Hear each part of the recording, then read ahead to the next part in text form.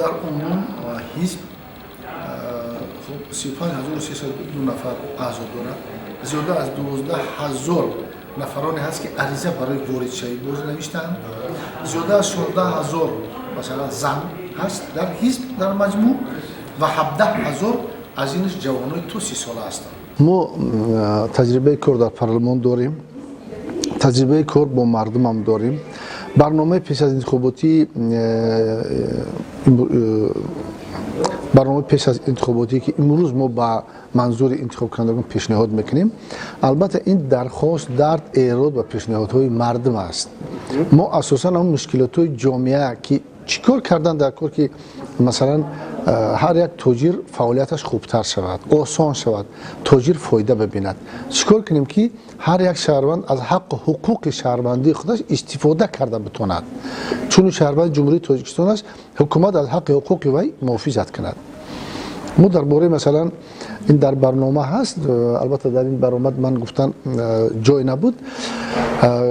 Масалан ба даъват ба хизмати ҳарбӣ мо хизматҳои алтернативиро масалан пешниҳод мекунем.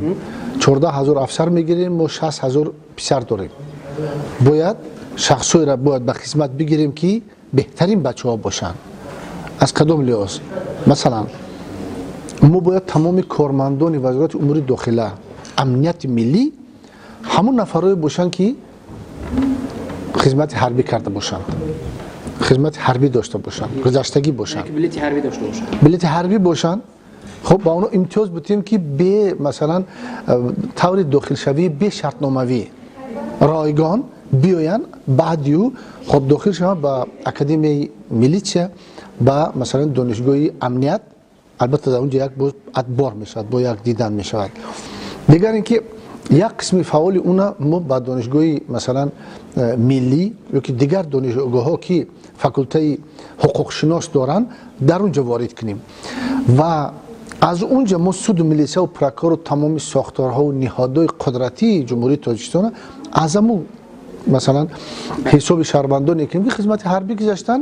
خب بعد اینکه اونا امتیاز باید داشته باشد، ما دقیقاً کوچه سالدت باید سر نکنیم و عیب است نخی. اوید همین وکیلانی که یک دست صدا نداره. محترم سید جعفر اسمانزاده یک خودشون هیچ کار کردن نمی‌خواد. ولی بسیار کارها را اجرا کردن، یکی یک خود اینو در پارلمان آواز هم داشته باشد، آوازش هم کم است.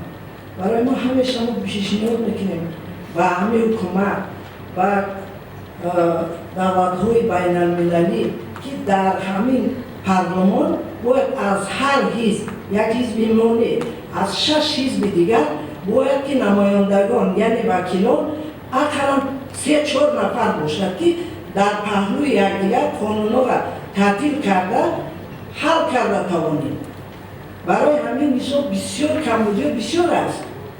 وکیلان چی کارهای بسیار کرده میتونن. وکیل کی است؟ این برای خلق کار میکند، برای جمعیت کار میکند، برای دولت ما آبادی ما کار میکند. برای چی نرخ‌ها را وکیلان یک درباره سید جعفر گپ نرفته است، درباره همه وکیلان پارلمان گپ رفته است. که برای چی نرخ‌ها در بازار اینقدر دندان شکنند، یگان وکیل در این مسئله کار نمیکنند. مسئله آبی که ما خودمان آب داریم، در تمام جهان درباره آب ما گپ میزنند، نرخ آب در آسمان است. مسئله گوشت و روغن خیلی نوع ما